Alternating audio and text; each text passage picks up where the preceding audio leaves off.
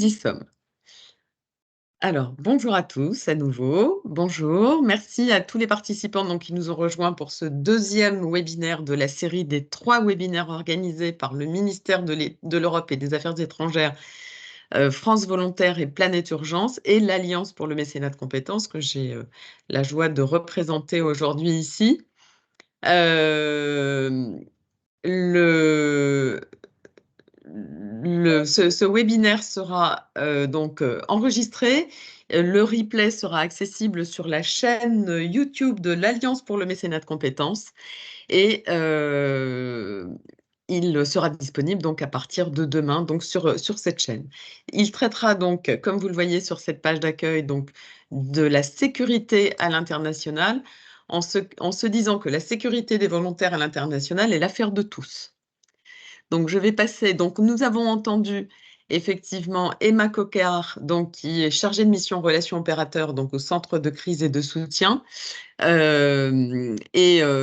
en présence donc, de Chloé Daniel, qui représente ici le MAE, donc pour la délégation pour la société civile, l'engagement citoyen et la jeunesse. Ce que je vous propose maintenant, c'est en quelques mots de vous présenter l'Alliance. Ah, on me dit qu'on ne voit plus le... Est-ce que tout le monde voit que... Oui, d'accord. En effet, il y a un petit souci de partage d'écran. Voilà, qui va être résolu tout de suite, je l'espère. Est-ce que vous voyez mon écran? Apparemment non.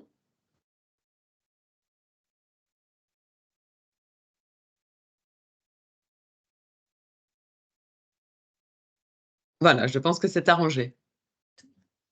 Oui. Ok, super, merci beaucoup. Donc, l'Alliance pour le mécénat de compétences donc, est une alliance d'entreprises qui consiste à mettre à disposition, qui défend donc le dispositif du mécénat de compétences. Qu'est-ce que le mécénat de compétences pour ceux d'entre vous qui ne le connaîtraient pas encore? C'est donc un dispositif qui consiste à mettre à disposition les compétences professionnelles ou humaines des salariés d'une entreprise pour accompagner des associations ou des organismes d'intérêt général au sens large du terme sur leur temps de travail. C'est ce qui nous différencie du bénévolat qui est donc sur le temps personnel, du mécénat de compétences qui est donc pris sur le temps de travail. Et vous avez ici sur le slide donc quelques chiffres qui vous rappellent que 54% des grandes entreprises mécènes pratiquent le mécénat de compétences, qu'il en est de même pour 22% des ETI et 18% des PME. Et qu'aujourd'hui, 9% des entreprises françaises sont engagées au service de l'intérêt général. Et ce qui est tout à fait notoire, c'est de voir que le chiffre a été multiplié par 4 en 10 ans. Donc, c'est plus enfin, ça devient une tendance très, très importante. Le propos de l'Alliance pour le mécénat de compétences, c'est bien évidemment de promouvoir le mécénat de compétences et d'accompagner, donc, comme vous le voyez sur ce slide, le déploiement et le rayonnement du dispositif au sein d'entreprises de toute taille. Et maintenant, il est bon de le préciser puisque les entreprises de moins de 5000 salariés n'avaient jusqu'à présent pas le droit de déployer ce dispositif, ce qui est le cas aujourd'hui. Donc, l'ensemble des entreprises aujourd'hui novices ou expérimentés dans la démarche, donc peuvent déployer au sein de leurs équipes le mécénat de compétences. Et ce qu'on peut rappeler, c'est que la force de l'Alliance, donc de l'AMC, réside dans l'engagement et le volontarisme des dirigeants des entreprises membres, et que pour cela, on tient à préciser que chaque dirigeant signe le manifeste pour le mécénat de compétences lors de l'adhésion, ce qui permet d'engager l'entreprise à son plus haut niveau de management, donc dans la promotion et la défense du dispositif. Voici pour l'Alliance pour le mécénat de compétences. Je propose donc maintenant à France Volontaire de prendre la parole et d'avoir l'intervention de Séverine Laville. À toi, Séverine. Bonjour à tous et à toutes. Je connais pas mal de personnes qui sont connectées, ceux peut-être qui représentaient les entreprises de la première session, et bienvenue aux nouvelles personnes connectées pour cette session du jour. Je suis Séverine Laville, donc je représente France Volontaire. Aujourd'hui, France Volontaire, c'est un groupement d'intérêt public. C'est aussi une plateforme de référence pour le volontariat international d'échange et de solidarité. Euh, Et puis, je vous ai mis quelques slides après, voilà, pour marquer la présentation qui vous sera transmise pour ceux qui n'étaient pas là les fois précédentes. Mais pour dire, voilà, qu'on représente effectivement, l'État, avec plusieurs ministères, les collectivités territoriales, les territoires et 38 membres associatifs, et qu'on a, voilà, ces principes d'action, c'est-à-dire le développement, quantitatif et qualitatif du volontariat, international d'échange et de solidarité. Pour, la slide qui représente plutôt nos activités, au sein de mon service, qui est sur les parcours d'engagement des volontaires. Vous dire qu'on a 2 champs d'action avec mon équipe. On a effectivement une gestion de volontaires en propre. On a, actuellement, on est sur 200 volontaires par an qu'on déploie à l'étranger sur des missions de solidarité internationale et d'accueil de volontaires étrangers en France pour, vivre aussi la solidarité, avec le principe de réciprocité. Hem et puis, au-delà de cette gestion de volontaires en propre, comme un organisme agréé, on a aussi une mission d'appui aux acteurs du secteur, pour ce rayonnement, ce développement, des missions de volontariat auprès de partenaires à l'international. Hem Avec, cette présence de nos espaces volontariat et de nos représentations nationales, dans, une grande majorité de pays sur tous les continents, en fonction, du nombre de volontaires qui y sont, déployés. On a aussi des antennes, françaises dans l'Hexagone et en outre-mer pour répondre à ce développement tous ensemble et appuyer, l'écosystème et être en concertation.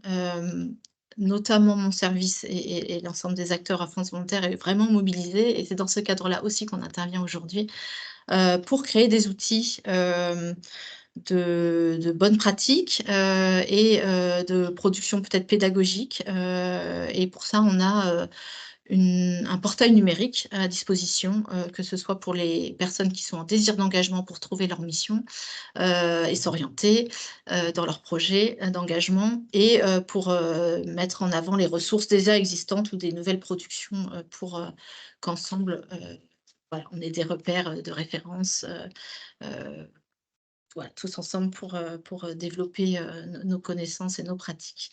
Je représente aujourd'hui, quand on parle de sécurité, monsieur Thomas Cossé, qui est le directeur réseau international et programme référent sécurité à France Volontaire.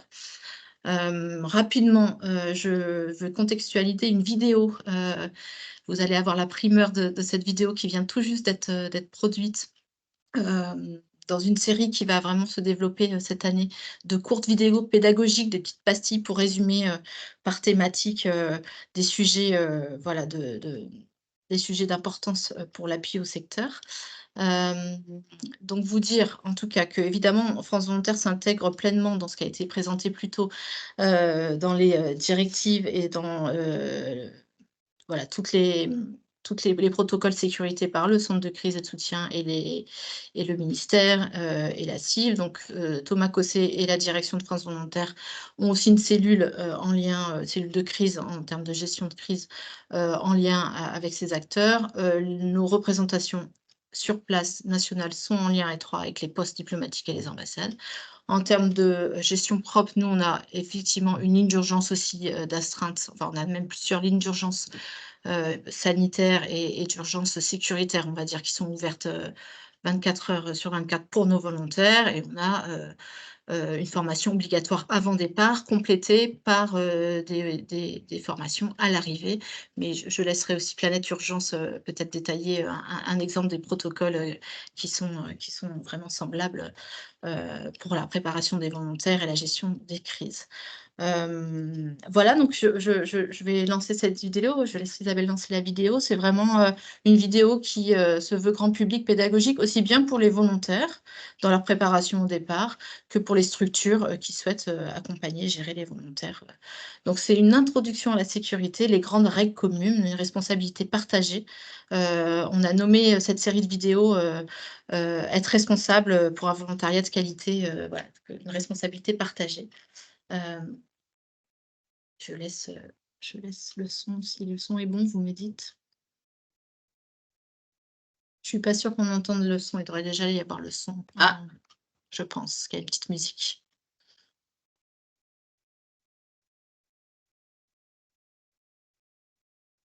Ouais. Mmh.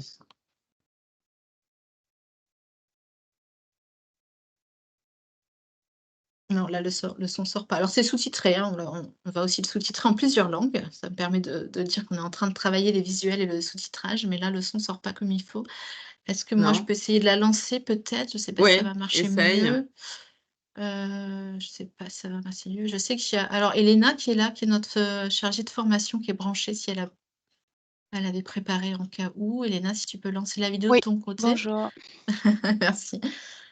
Alors, on va voir. Il faut juste trouver.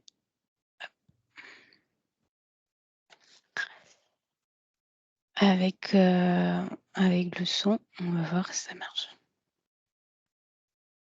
Est-ce que vous Non, moi, entendez? j'entends pas le son. Et non, toujours pas. Alors, quand tu partages, Elena, l'écran, juste avant de cliquer sur la fenêtre que tu veux, il y a un petit bouton où il y a marqué inclure l'audio de l'ordinateur. Merci, Pauline. Alors, pardon. Faut juste cliquer dessus. Je refais. Oui, super, merci. Puisque c'est vrai qu'on était habitué sur. J'étais habituée sur Zoom et moi sur. Alors. Donc ça me permet de vous dire que ces vidéos, elles seront complétées, elles seront disponibles sur notre site et elles seront complétées par des livrets. On travaille tous ensemble dessus avec les membres qui pourront s'associer à ce travail de production toute l'année. Mais on va les compléter sur notre site internet sur des petites fiches recto verso, des petits livrets écrits, toujours avec des visuels, mais pour approfondir. Donc voilà, on vous tiendra au courant et puis on fera de la publicité là-dessus quand peut-être en fin d'année, on a un objectif d'une dizaine de vidéos et de livrets sur les thématiques essentielles de préparation des volontaires. On refait un test. Est-ce que vous entendez? Très bien, je pense. Merci. Ouais, j'entends, oui.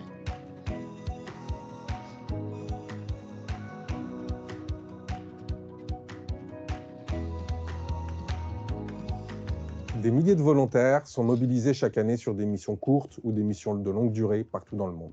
Dans un contexte international marqué par la multiplication des risques et des crises, la sécurité des volontaires est bien entendu une priorité fondamentale. France Volontaire est la plateforme française du volontariat international d'échange et de solidarité qui réunit l'État, des collectivités territoriales et des associations.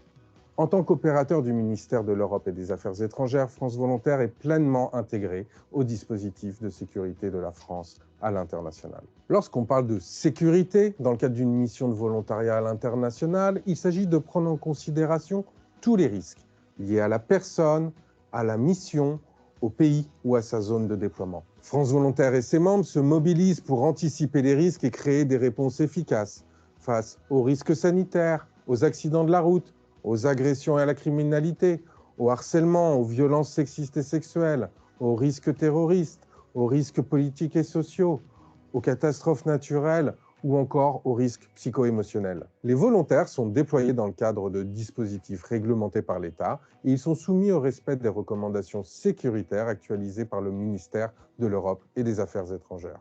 La sécurité en mission est un enjeu à toutes les étapes de votre parcours d'engagement, avant, pendant et après la mission. Chaque volontaire est accompagné dans son expatriation, aussi bien pour les démarches administratives et médicales qu'à travers une formation obligatoire. Elle prend systématiquement en compte les questions de sécurité. C'est pour se saisir au mieux de cette expérience que France Volontaire a créé des guides pratiques ainsi que des protocoles par pays. Ils vous permettront de vivre votre engagement en toute sécurité. À noter que le volontaire doit nécessairement être affilié à une couverture sociale et sanitaire pendant toute la durée de sa mission. Ne négligez pas la période de votre installation. Lorsqu'il en existe un, prenez attache dès votre arrivée avec notre espace volontariat qui pourra vous conseiller et vous appuyer dans vos démarches. Inscrivez-vous sur le registre des Français à l'étranger ou auprès de votre représentation consulaire. En cas d'urgence, vous serez facilement informé, repéré et pris en charge. Pour vous accompagner dans votre pays d'accueil, plusieurs acteurs sont à votre écoute. L'organisme qui vous envoie et celui qui vous accueille sont vos premiers interlocuteurs sur les questions de sécurité. Les espaces volontariat de France Volontaire, ensuite, vous proposeront des formations, des outils, des espaces d'échange, mais aussi des contacts qui vous seront utiles tout au long de votre mission. Enfin, les ambassades et les consulats de France ou de votre pays d'origine qui sont pleinement engagés pour la sécurité de leurs ressortissants.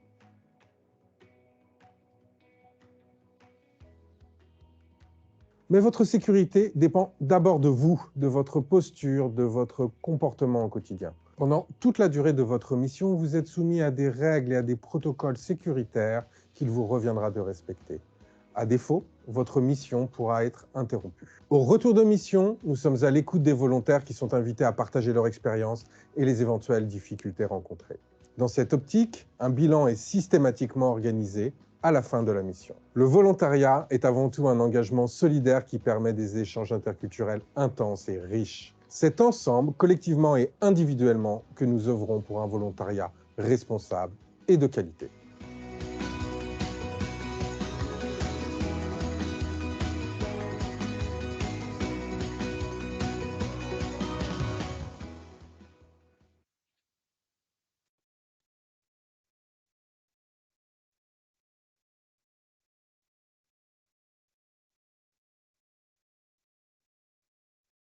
Alors Isabelle, ton micro,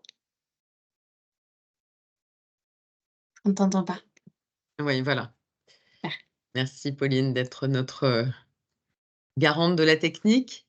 Donc oui, je remercie France Volontaire donc pour la primeur de cette vidéo qu'on retrouvera justement dans le replay et par le lien sur la base de ce diaporama.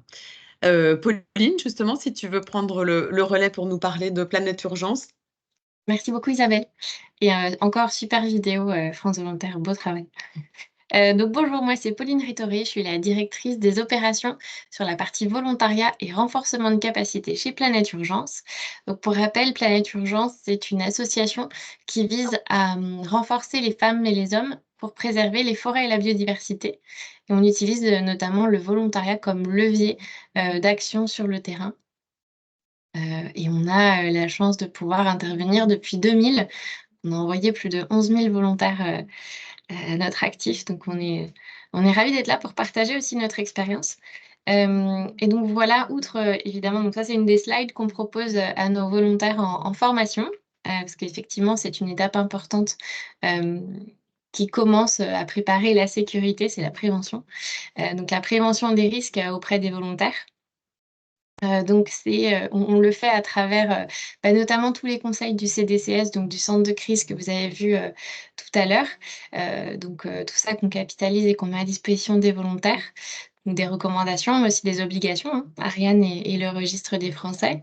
Et puis on a aussi un référent sécurité en interne, comme dans beaucoup de structures, qui exerce une veille continue, grâce aussi à un partenaire qu'on a qui s'appelle SSF qui nous envoie un peu des alertes, sur, ce qui se passe dans le monde, donc en fonction des pays, pour qu'on puisse, dès qu'il y a, voilà le moindre petit frémillement, pouvoir être en alerte et prévenir, auquel cas nos volontaires, voire mettre en place les protocoles de sécurité, qu'on a chez nous. Donc on a des protocoles de sécurité qui sont, dès le choix de la mission, partenaire, on va chercher à savoir si au niveau, de la sécurité dans le pays, de la sécurité dans la ville où le volontaire, pourrait être, déployé, les conditions sont réunies.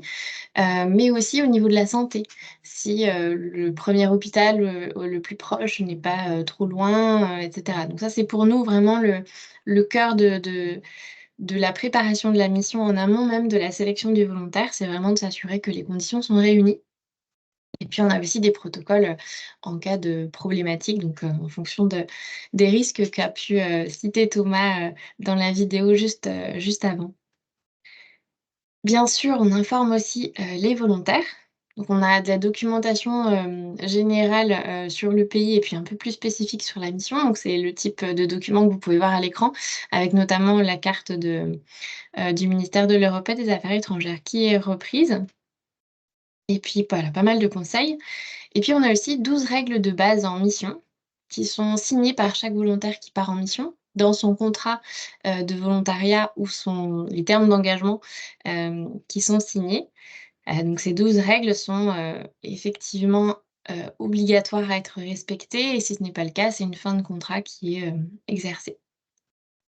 Et puis notre engagement, qui est partagé avec beaucoup de structures aussi, d'associations comme nous, c'est un encadrement avec un téléphone de garde, donc une astreinte qui est portée par notre équipe et qui est disponible 24 heures sur 24. Donc peu importe le dispositif avec lequel le volontaire est déployé, il peut, s'il est, en situation d'urgence, pouvoir, appeler quelqu'un, de Planète Urgence et puis être pris en charge, que ce soit sur la partie, santé ou la partie, mise à l'abri, physique.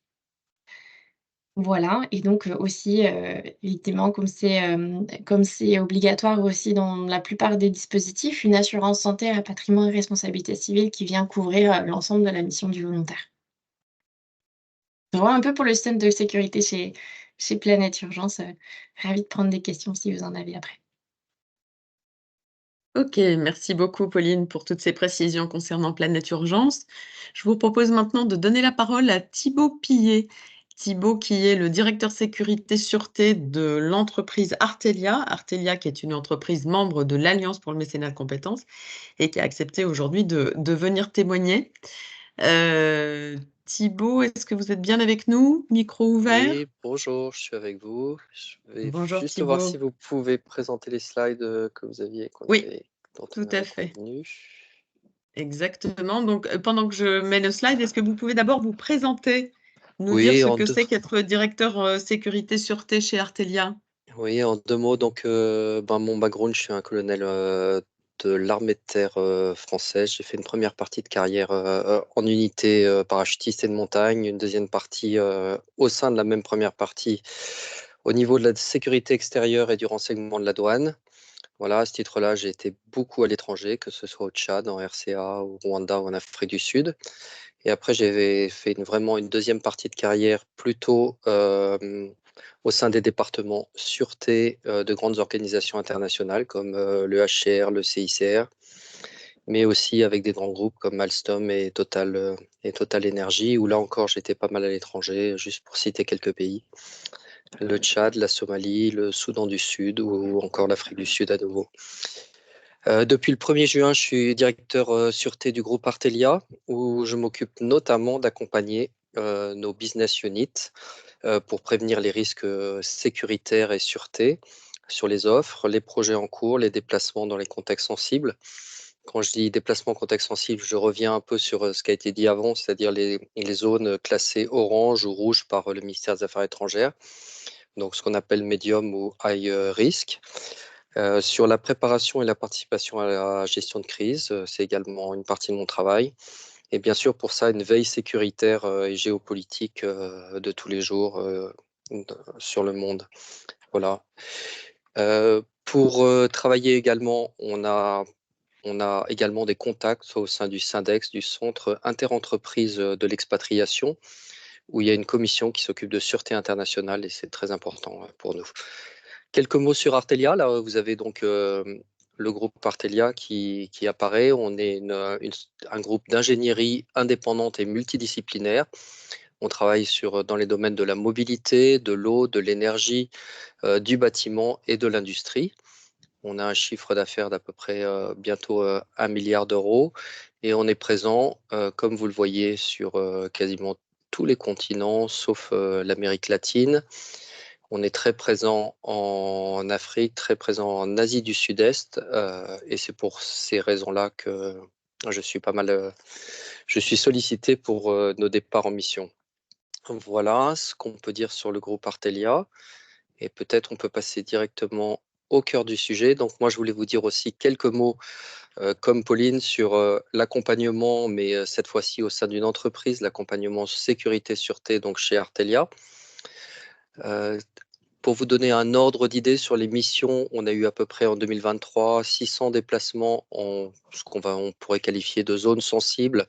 Ça va, j'allais dire, du jaune plus au rouge pour les pays qui sont concernés. Donc à peu près 600 déplacements l'année dernière. S'ajoutent à ces déplacements des déplacements pour la fondation qui sont pris en compte de la même façon que nos missions professionnelles, les missions professionnelles pour Artelia. 3 temps un peu dans cet accompagnement. Un premier temps qui va être l'anticipation des risques, le deuxième temps la préparation de la mission Et le troisième temps, l'appui du missionnaire. Bien sûr, il y a aussi un quatrième temps dont je ne parlerai pas, mais qui a été mentionné tout à l'heure, je crois, par Thomas. Il y a également un rétex, un retour d'expérience en retour de mission. Voilà. Anticipation des risques, eh bien, on va avoir une évaluation conjointe avant le départ du missionnaire, avec que ce soit la business unit si c'est une mission professionnelle ou avec la fondation, et d'un côté, et puis la sûreté sur l'environnement sécuritaire. On va aussi avoir une évaluation du partenaire local, que ce soit un partenaire professionnel ou un partenaire dans le cadre de la fondation. De là, on décidera d'un go ou d'un no-go pour la mission. La plupart du temps, et bien sûr, il s'agit d'un go. C'est extrêmement rare qu'on refuse des missions. Ensuite, on va définir d'éventuelles mesures de précaution adaptées. Et puis, si c'est vraiment pas possible, par exemple, pour la fondation d'aller quelque part, parce que soit le contexte nous paraît trop sensible, ou alors le partenaire nous paraît pas assez solide pour accueillir quelqu'un, on pourra éventuellement envisager du mécénat de compétences, c'est-à-dire par exemple un recueil de données, de données par le partenaire sur place, l'envoi de ces données en France et ensuite le travail sera effectué en France dans le cadre du mécénat de compétences. Voilà pour l'anticipation. Pour la préparation de la mission, ben, il va y avoir un briefing par la sûreté avant le départ sur le contexte, les recommandations, la procédure éventuellement la procédure en cas d'incident, la remise d'une fiche pays. Alors un petit peu, je vous ai mis un petit peu comme Planète Urgence. On a des fiches pays qui sont prêtes pour toutes nos destinations un peu sensibles, dans laquelle on reprendra notamment la carte actualisée des risques par le ministère des Affaires étrangères. Et puis ensuite, on a un processus d'approbation qui passe par une fiche de mission que je vous ai mis en dessous. Le but n'étant pas de l'avoir, mais juste de formaliser un peu, de vous montrer un peu comment on fait les choses de façon formelle. Une fiche de mission qui stipulera bien où les personnes séjournent, quels sont éventuellement les points de contact, les dates de leur voyage, etc. De façon à ce qu'on soit tout à fait capable de les joindre en cas d'urgence.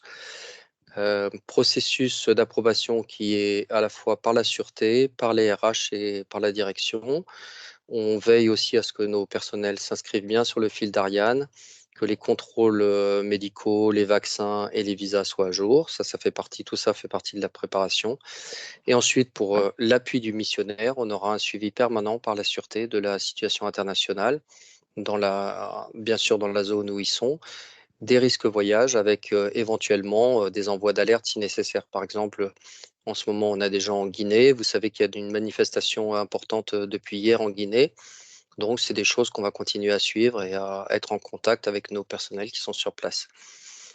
On a bien sûr possibilité pour le collaborateur de joindre 24/24 le prestataire sûreté. Alors nous, on n'a pas Sécurité sans frontières comme prestataire, mais on travaille avec International SOS, ou à défaut, la sûreté du groupe, ou alors le manager ou la fondation. En cas d'incident, il y aura appui par les correspondants locaux, institutionnels ou privés, et rapatriement si nécessaire.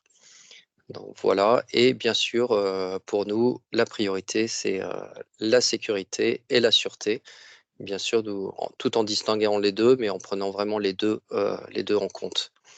Voilà, je Et crois que... justement, pour Oui, bien conclure, sûr. Thibaut, est-ce que vous pouvez nous redire justement la différence tout à fait explicite que vous faites entre safety et security, enfin sûreté et sécurité?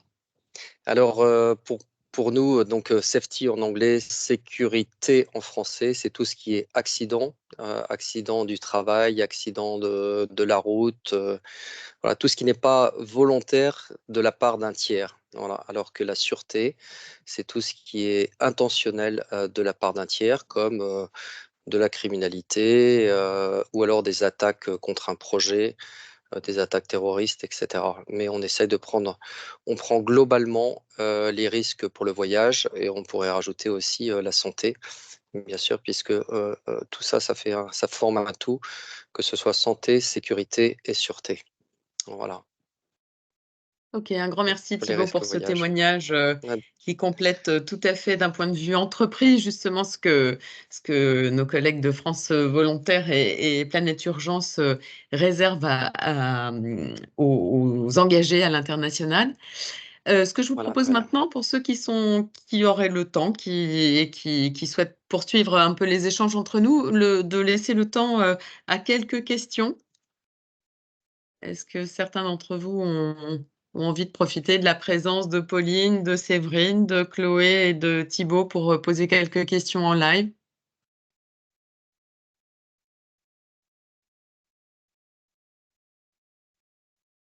Oui, nous arrivons effectivement à 13h15, qui était l'échéance qu'on s'était donnée. Bon, en tout cas, j'ai plaisir à vous dire donc un grand merci à tous pour vos interventions dans ce webinaire.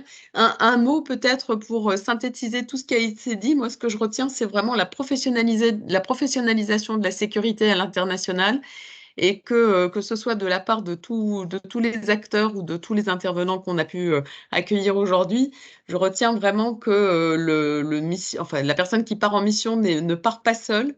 Enfin, même si elle part seule, elle n'est pas seule, avec la possibilité effectivement de toujours être en contact 24 heures sur 24 et 7 jours sur 7 avec l'ensemble des acteurs. Et ça me semble être le fil rouge à ne pas oublier. Un grand merci donc à tous. Rendez-vous à très bientôt. La date vous sera donnée, communiquée ultérieurement pour notre dernier webinaire de cette série à l'international, donc qui traitera du cadre juridique et de la fiscalité à l'international. Et puis à l'avance, ravie de vous retrouver pour le visionnage de ce replay sur la chaîne YouTube de l'Alliance pour le mécénat de compétences. Un grand merci à tous et à bientôt. Merci. Merci. Bon Merci. après-midi. Au revoir. Au revoir.